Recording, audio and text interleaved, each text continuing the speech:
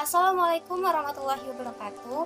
Perkenalkan, nama saya Nur Indasari, NIM I1D020070, jurusan Ilmu Gizi Universitas Jenderal Sudirman. Di sini saya akan menjelaskan mengenai osteoskapularis. Osteoskapularis atau tulang skapula atau yang biasa kita sebut dengan tulang belikat merupakan tulang yang menghubungkan antara humerus atau tulang lengan dan tulang klavikula atau tulang selangka. Dalam bahasa Inggris, tulang belikat disebut dengan shoulder blade, sedangkan dalam bahasa Latinnya disebut dengan ulna. Skapula merupakan lempeng tulang besar, datar, segitiga pada aspek posterolateral toraks dan menutupi bagian tulang rusuk kedua hingga ketujuh. Letak dari tulang skapula sendiri yaitu berada di daerah bahu pada bagian tubuh atas, yakni di bagian belakang dari tulang rusuk atau tepat di bagian belakang atas dari toraks. Skapula sendiri memiliki bentuk yang pipih dan secara anatomis skapula memiliki bentuk yang hampir mirip dengan bangun segitiga. Selanjutnya yaitu bagian-bagian dari skapula. Yang pertama adalah permukaan kosta atau anterior. Permukaan kosta atau anterior dari skapula itu menghadap ke tulang rusuk. Permukaan ini sedikit berlubang dan bergerigi dengan garis halus dan sempit di sepanjang batas medialnya.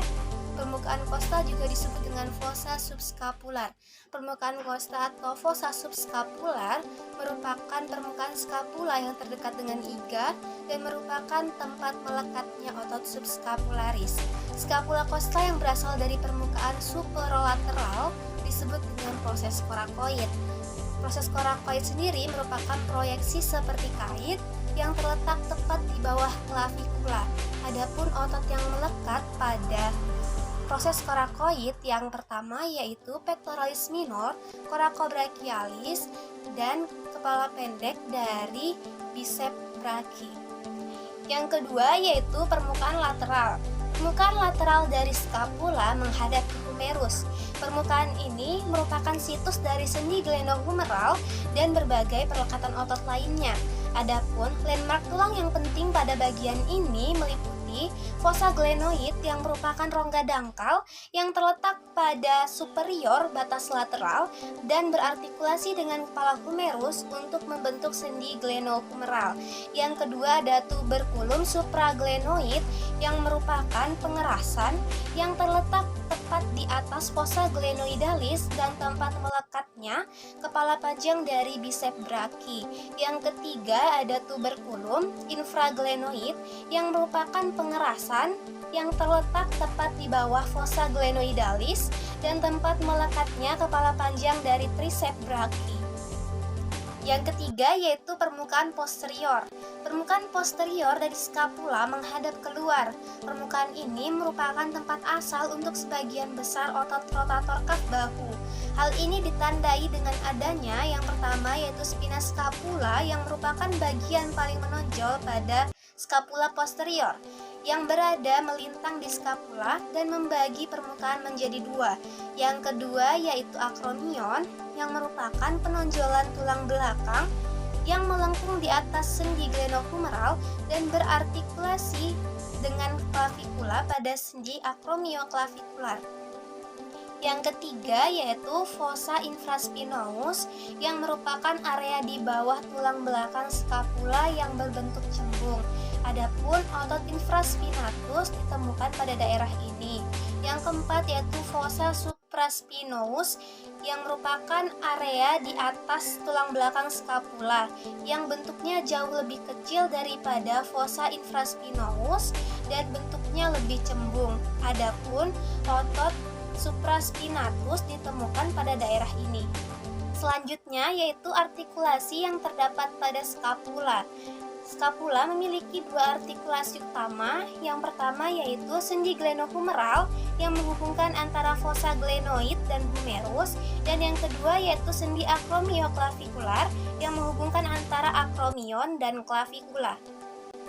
Adapun otot-otot yang melekat pada skapula antara lain otot pectoralis minor, otot coracobrachialis, otot serratus anterior, otot bicep brachii, otot tricep brachii, otot subscapularis, otot rhomboideus minor, otot rhomboideus major, otot levator scapulae, otot deltoideus, otot trapezius, otot infraspinatus, otot supraspinatus, otot teres minor, otot teres mayor, dan otot omohyoideus.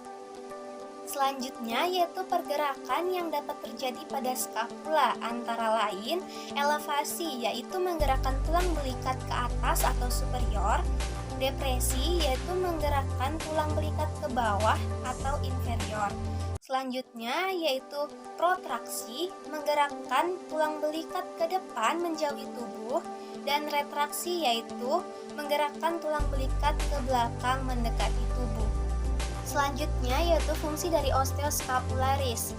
Yang pertama, menghubungkan otot dan tendon pada bagian lengan dan bahu yang memungkinkan terjadinya pergerakan saat menggerakkan tubuh, atau mengangkat tangan jauh ke atas hingga tulang punggung ikut terangkat ke atas. Yang kedua yaitu membantu pergerakan organ atas seperti tangan yang di dalamnya terdapat otot sehingga permukaannya kuat dan lentur. Yang ketiga yaitu sebagai tempat melekatnya tendon yang terdapat pada leher dan dada, dan tempat melekatnya otot-otot pada bagian organ lainnya. Yang kelima yaitu membantu pergerakan bahu dan tempat melekatnya otot sehingga tulang belikat memiliki permukaan yang solid. Sekian penjelasan dari saya, kurang lebihnya mohon maaf. Wassalamualaikum warahmatullahi wabarakatuh.